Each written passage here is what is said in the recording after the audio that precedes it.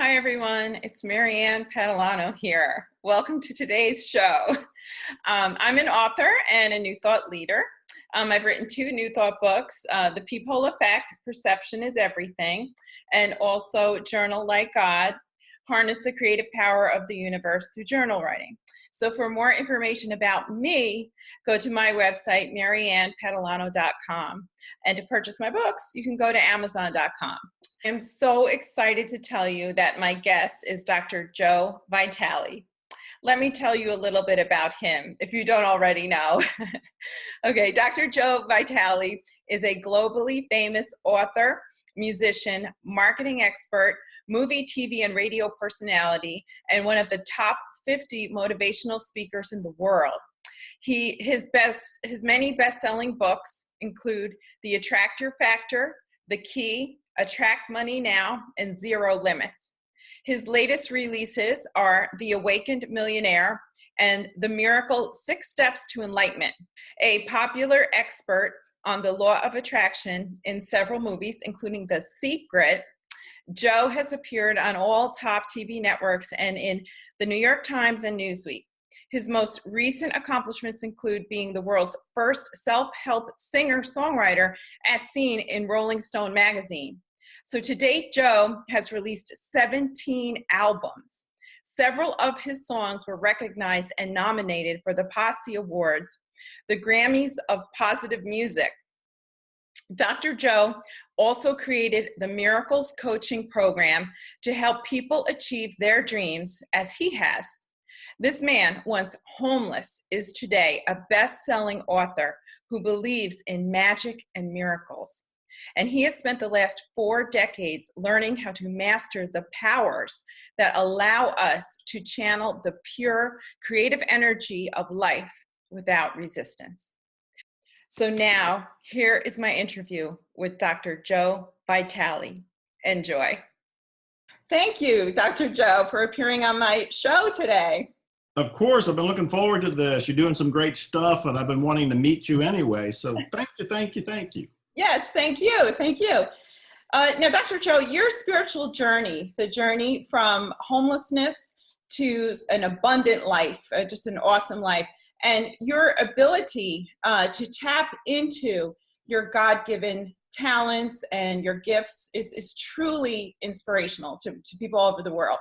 Thank you. Now, yes, and you have had an impact, of course, on millions of people on their lives throughout the years. And you have truly proved that anything is possible. And you've proved just the very teachings that you teach. You've proven that.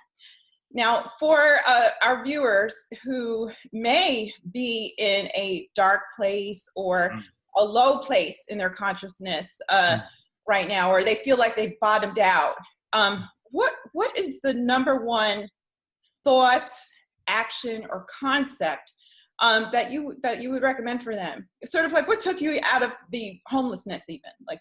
Yeah, well, that's a great question, and it's bigger than what most people think, but I'm going to try to give a couple answers here, maybe a couple tips. Yes, I was homeless. Yes, I was in poverty. Yes, I know what it's like to go through the dark night of the soul. I know what it's like to worry, to struggle, to be uncertain, to be pessimistic, and even suicidal. I know all of that. So I can relate to it and understand it. But I also know that the sun will rise again. I also know that your attitude plays more of a role in giving you strength to get through these hard days than anybody could imagine. In many ways, the phrase, fake it till you make it, is actually the one that can get you through. Some people have asked me over the years, how did you survive? How did you get up each day when you didn't have a place to live, or you didn't have a relationship, or you were totally alone and broke and unknown, and you didn't know what the future was going to bring? And I would think about it, and I would always say, curiosity. Curiosity. What if tomorrow's the day it shifts? What if it's next week? What if it's next month? What if it's later this year and I blow it by giving up and I stop it all? And I actually almost committed suicide at one point. And I remember thinking, but this could be the dumbest moment in my life, because what if tomorrow is different? And now I'm in my 60s. I've had decades of amazing success that even I never thought possible, that I never considered would even be in the realm of possibility from my life. And I've gone through it, from being in movies, from being on TV, from writing all of these books, to doing things like this with you. I mean, it's mind-blowing. Amazing. But I had to do it one day at a time. And that's what I keep telling people. One day at a time, it's all fine. Wow, I love that. I love that. That just makes it so much easier to handle, right? It's like one day at a time, and what if? And I think that it's like, that's great. I mean, that's just going to help so many people, because it's almost like, and we in New Thought, believe in infinite potential and anything is possible. But even when you're at those low points, it's sometimes hard to imagine. But just those words, what if? Yes. That just raises you right away. Yeah, it does. In fact, there's a book by a friend of mine, Mindy Odlin. She wrote a book called What If It All Goes Right? Yes. Most people play the what if down game, meaning that they play out, what if it doesn't work out? What if it isn't for me? What if it fails? But the what if up game, as Mindy teaches it, is different. You ask, what if it does work out? What if it changes next week? What if you are the one? What if you're going to be published? What if you're going to be a success? What if you're going to find? And it raises your energy up. Yes. It's so much more empowering. Yes. I think, when I was homeless, I was a victim. And that's how my mind was working. And because my mind was working that way, as James Allen says in the famous book, As a Man Thinketh, that whatever you're thinking about is going to go into your heart. And what's in your heart is going to be manifested in the outer world. And as long as I thought as a victim, well, I created circumstances to feel like a victim. Right. When I started to feel empowered, I started to create different experiences that made me feel more empowered. That's available to all of us. Yes. Wow, thank you for that advice. That is amazing. It's so simple, but just so great. Right. So proven once again that without a doubt that you're the concepts that you teach and that you talk about and stuff, you've lived them, you've proven them, and that's just so amazing. Mm-hmm. And so Joe, you have appeared in many films, and you've written many books, amazing books. And I'm thrilled to be appearing in a film with you, our friend Jon Miller, As a Man Thinketh. So I'm excited for that. That's coming out next month. And that whole thing was a huge manifestation for me in my career. And just like you were just talking about, what if, this sort of thing, amazing. But I wanted to ask you, what does that book, As a Man Thinketh, mean to you? I know it's an important book. It absolutely is. It's a New Thought classic. It came out in the early 1900s. I read it from the public library decades ago. And it was one of the first books that awakened my mind to the idea that my thoughts were helping to create my reality. And the average person, especially if they're going through victimhood, doesn't think like that. They're just reacting to life, and they're buying into whatever negative thoughts are there. But what James Allen was teaching us is that we could change our thoughts, and the thoughts that we were creating were like a garden, and we were creating these flowers, which were going to end up being weeds, or they're going to end up being roses, depending on the kind of thoughts we had for our life. Right. Now I have little copies of first editions of that great book. I got them right behind me on the shelf because it influenced me so much. It was books like that actually pulled me out of the mental gutter. It was books like that made me believe in myself and made me believe that if I can start to change my thinking, I can start to change my life. So I'm so honored to be in the movie with you. And the big news that you and I were talking about earlier is that the director said he's using one of my songs in the movie, which is, as a beginning singer-songwriter, with a bunch of albums out, this is like a highlight moment. This is like winning the Grammys for me. He's going to use my song called Some Thoughts. And the whole idea about some thoughts, it's very James Allen oriented. It's like some thoughts make you happy. Some thoughts make you sad. But you got to learn to play the jukebox in your mind and choose the thoughts that make you feel good. So he's using my song. It's a tribute to James Allen, and I can't wait to see the movie because I think it's really going to awaken a lot of people and make a difference in the world. Wow, yeah, and that's so awesome about your music. And just how you're just living so out loud. Like you love music, and I know you love cars, and you love writing, and you're just so into it's just amazing. And once again, that's proof of everything that you teach and everything that we're talking about, I mean, it's really amazing. But yeah, so congratulations on that, on the music. That's going to be amazing. Thank you. And I'm just following my passion, which is what I tell everybody to do. I say, follow your passion. When people would ask me, how'd you get out of homelessness? How'd you get out of poverty? How'd you get published? How'd you get to where you're at? I thought, they're all looking for the magic bullet. They're all looking for the pill. Yeah. But I thought there is a pill. Follow your passion. Your passion, which Joseph Campbell called your bliss. Follow your bliss, if that makes more sense. Follow your enthusiasms. Follow what turns you on and excites you and bubbles up from within that makes you come alive.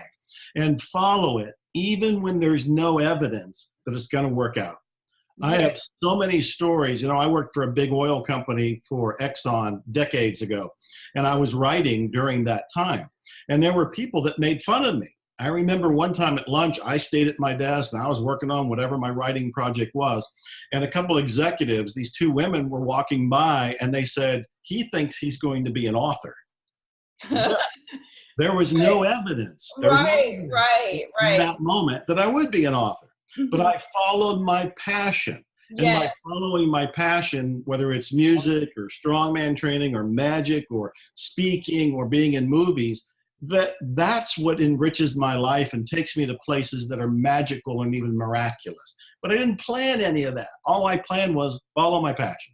Yeah. And again, it's almost back to the what if. What if you could do this for, it's really amazing. That is so amazing. Right. It is. So that actually ties into kind of like my next question. To some of the concepts in your book, The Attractor Factor, which is a great book, by the way. It's so great. I'm currently reading it. And I love that you say in that book that when we experience, for instance, negative people or people disagreeing with us, and this is has to do with our thoughts and just the beliefs and all this sort of thing, you say that we did it to ourselves, right? Right. And there's like a mirror effect going on, a mirror, right? That's exactly what it is. Yeah, and you also say something, you mentioned something about like blind attraction. It's almost like subconscious or whatever. Can you tell us about that a little bit? Yeah, that's another big subject, and I've written about it a lot because I think this is the missing secret to people manifesting what they want. When people say they're trying to attract their romance or they're trying to attract money or health or anything in particular, they say it on a conscious level. They're saying that's their intention, and intentions are fantastic. They're powerful. They're good. But there's such a thing as a counter-intention. And a counter-intention is a belief that vetoes what you say you want. And the counter-intention is in your subconscious or unconscious or even collective unconscious mind. That's where it's hidden. That's where it's blind. For example, if somebody says, I want to attract more money, that's great. But if they think unconsciously or subconsciously, money's bad, money's evil, money corrupts, I can't attract it because I don't deserve it, or I don't deserve success, or what about the taxes, or any of the what if down kind of questions, that mindset, unconscious and hidden, can block them from attracting the very thing they want. So most of my work, and I say it in The Attractor Factor, my latest book is called The Miracle. I say it in The Miracle. It's all about the idea that you have to get clear. You have to get clear of these hidden counter intentions, and then you can have, do, or be virtually anything you want, or something even better. And I've learned that no matter what field you try, that when you first want to go after something, you have beliefs that surface because you're leaving your comfort zone. When I decided I was going to be a singer-songwriter, I had all kinds of beliefs, like I can't learn how to sing. I've never even sung in the shower. And I was too old or too this or too that. But I took a songwriting course, and one of the guys who was in it, Ray Wiley Hubbard, he said something that everybody can say. This is a useful technique for all the people watching. He said, ask yourself, where's the proof? Where's the proof that you can't do something? If I decided to climb mountains next week, I have no experience climbing mountains, I would probably be nervous about it. I'd probably have thoughts that are like counterintentions that says, I can't do it. I'm too out of shape, too old, don't know what to do, blah, blah, blah. But I can ask myself, where's the proof that I can't do it? Because the Exactly. reality is there is no proof. I may have not done it yet, but there's no proof I can't do it. And with that, you can be fortified and you can start to go and achieve more of your intentions. Yes, exactly. I call it the big but. It's like, I would do this, but, or this Yes. would happen, but. And so I say, like, it's just, get your big butt out of the way. Exactly. That's perfect. That's perfect. Yeah, exactly. Like that's your problem. It's like, that's just not right. That's just not true. It's not true. But I'm a big believer in getting support, because sometimes our big butt is, we believe the big butt. Yes, and so we find it hard to get through the big butt. And that's why I think doing things like what you're doing, you bring on experts, you share knowledge, you get more techniques, and people can start to realize, oh, I have some tools I can use. yes. I also believe it's smart to have coaching. I started Miracles Coaching because I realized that when I had a coach, and I still use coaches today, that I advanced, I accelerated quicker with somebody who believed in me and with somebody who helped me see my own butts and helped me get around those butts. Yes, exactly.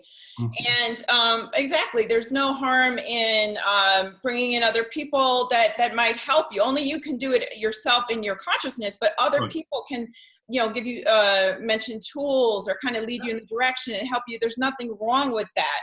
And in fact, that kind of goes into my next question, which is sort of a support system, which is prayer. And because I'm a licensed religious science practitioner, and we're trained in affirmative prayer. Mm-hmm. And you have actually written a great book about prayer, and it's entitled The Secret Prayer. Right. Step formula for attracting miracles. So that's also a tool. And I was just going to ask you about that, about prayer, the importance of prayer, for that toolbox. Prayer has been one of my secret weapons, even when I was struggling, because I can tell you stories of being in poverty and laying on a mattress and looking over across the room at a pile of bills. I mean, the bills would be there, and I'd go, I have no idea how I'm going to pay them. I don't know. And I remember the only thing I could do was turn it over. And so I would pray for relief. I would pray for resolution. I would pray for insights and opportunities and clarity. I prayed because Joe was at his wit's end. Joe was the one amassing those bills, and I needed help outside of Joe. And so what I learned to do was to ask for help. Now, as I sit here decades after that, I have no idea how those bills got paid, but they got paid. They got paid. And I live the life of the, royalty now and the lifestyle of rich and famous. But I wrote a book called The Secret Prayer, because I had the understanding, and still have the understanding, that prayer needs to work in a particular way. Most people, when they pray, are begging. They're just begging. They're saying, please give me, give me, give me, give me, give me. Yeah. And I can understand. Beseeching almost. They're putting themselves really low and beseeching, absolutely. Right? Yeah. They are, but I understand it because I was there too. And I would say, please get me out of this hole. It would be, please heal me. Please fix this problem. I totally understand it. But here's what I learned. Prayers work more effectively when they begin with gratitude. So instead of asking for more, I give thanks for what I have. Yes. When we begin the process of gratitude and thankfulness, we already change ourselves. We now cleanse ourselves. We now clear ourselves. We now raise our vibration, I use a law of attraction term, and we are now closer to the divine. We're closer to God. When we start to say thank you, thank you, thank you, and to realize the gifts that we already have, unseen gifts, as well as the physical, material, spiritual gifts that we have. And we start to come from that place of thank you for my life. Thank you for air. Thank you for computers. Thank you for people like this. Thank you for gravity that keeps me from flying off out of my chair. Thank you for all the things that we take for granted. Thank you for my life. When we start from there, then we can make a polite request. Like, I would also like to experience, and just fill in the gap. But it's not begging. It's not demanding. It's not a 3-year-old going, I want it, I want it, I want it, I want it. Now it's coming from, oh, thank you so much for my life. And wouldn't it be cool if this additional experience was handled? And then the last thing is letting go while taking action. meaning I'm making a request out of gratitude, but I also have faith. I'm letting it go into the universe and allowing the universe to arrange everything in the world like chess pieces, move me around, move other people around, so that the fulfillment of that request can come into being. Right. So Because for faith me, means yes, not doubt. You send it out with no doubt, right? it's like placing an order with Amazon. You know, if I go to Amazon and I go, yeah, I want your new book, and I go and find it on Amazon and I do the one click, I'm not going to worry about it arriving. It's going to arrive. Yes. We want that same faith in our relationship to God, to the divine, to the higher power, to Gaia, whatever the universe, whatever people want to call it. Yes. Because when I shop on Amazon, I don't think in 20 years of being at Amazon, I've ever had a mistake. I don't think there's ever been a misdelivery. Yes. Well, the universe is better than Amazon. Wow, it's more accurate. that is so cool. Yeah, exactly. And that's a faith builder. And that's going to help a lot of people. Everyone that hears it, they're going to, kind of make that connection. And that's just going to help a lot of people to build their faith, just that analogy. It's amazing. It's amazing. So, well, actually, Joe, Dr. Joe, we're almost out of time. Gosh. Yeah, I know that was so quick, right? But, right, it's too much fun. I know it is. So I don't want to miss the opportunity for you to tell everyone how they can connect with you and your latest projects. If you could share that with us. Oh, well, thank you. My latest projects, I'm writing new books all the time. I have a book that will be on Amazon any day now called The Greatest Law of Attraction Quotes. And these are quotes that I've been saying for 20 years. We finally compiled them into a book, so it'll be called Greatest Law of Attraction Quotes by Dr. Joe Vitale. My latest book is called The Miracle, 6 Steps to Enlightenment. That's on Amazon right now. So if you want to practice faith-based purchasing, go to Amazon, buy The Miracle, and then trust it's going to show up. Right, exactly. Of praying to the universe. Yeah. I'm a musician. My latest CD is called The Great Something. I dedicated it to Melissa Etheridge, who I studied with. I took songwriting classes with her, or a lesson with her. And I'm very proud. And I call my music self-help songs. Okay. I'm doing my best to write songs to give people motivation and inspiration in another way. Like one of these songs is called The Glad Game, and which is a great technique and great reminder to look for the glad in every situation. It is there. It's always there. Yes. You might have to spend a little bit of time looking in the person or in the situation, but the good and the glad is always there. And then I have a freebie for everybody. They can watch my tutorial. I have a 6-part tutorial called The Beginner's Guide to Miracles. And what it is 6 short lessons by me where I'm talking right to the viewer. You sit right where you're at and you watch them online. And I go through the basic understanding of how to attract miracles in your life. And I talk about some things that are confusing to people, but I break it down so that they can understand it in a very beginner's guide. So that's at, I think, beginnersguidetomiracles.com, www.beginnersguidetomiracles.com. And of course, I'm all over the internet. My website is MrFire.com, and I'm on Facebook and Twitter and Instagram. And I just fly around the universe. You do. I know. Amazing. And these principles, these creative principles, like you break them down in ways that we can understand and use. And so for that is, everyone's just so thankful. So so thank you so much for appearing on today's show. And have a blessed day. And I'm just so grateful. Gratitude right now.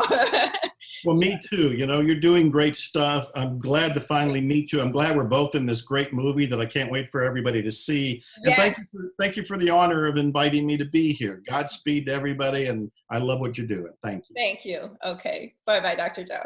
Bye-bye. Okay. Well, there you have it. My interview with Dr. Joe Vitale. It was such an honor and so much fun. And I know that you enjoyed it. It's going to be enjoyed all around the world.